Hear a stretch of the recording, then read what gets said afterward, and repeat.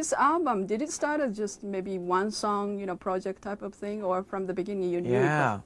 What happened was,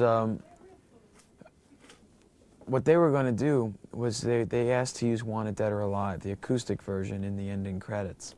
And I was flattered because I love the movie so much, but my attitude was that, well, geez, I could give you something that lyrically fits better for your movie, and I'll do it in the same vein so that they were happy with the song. So I sat down to write that kind of a song with lyrics that fit the movie.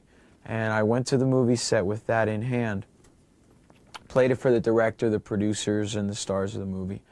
And they all told me, oh, it's wonderful, we love it, we love it. And I'm thinking, sure they do, you know. And I walked out thinking, they don't love this.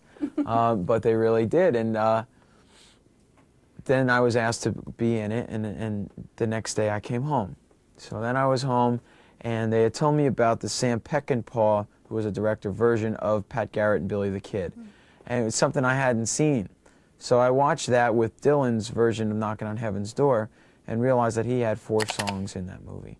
So I wrote 3 more songs, figuring, let's do what Dylan did. And I sent them off 3 more songs. Still not thinking of a record. But then they asked to release them commercially, and I thought, well, there's no Bon Jovi record. The live album may or may not be ready in time.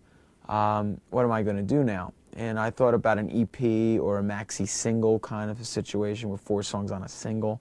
And Polygram talked about doing an album. And I thought, well, it wouldn't be fair to the movie or to me, because they didn't plan to use songs throughout the movie, for them to have 4 of my songs and then 6 of all their, you know, new bands, or however Polygram wanted to sell a soundtrack. So I thought this would be a good opportunity to do the whole album. So with 4 songs written, they said, do you have an album? I said, yeah. I didn't. I went home, and for the next week I started writing and writing and writing until I came up with what I was happy with. Then after I had 8 songs, I sent them out to the movie company, and they were happy, and the record company was happy. I went out and finally saw the movie. And then I wrote the final 2 songs. So then there I was, in 10 songs and in the studio. And of course you are in the film too, although it's going to be, yeah, right.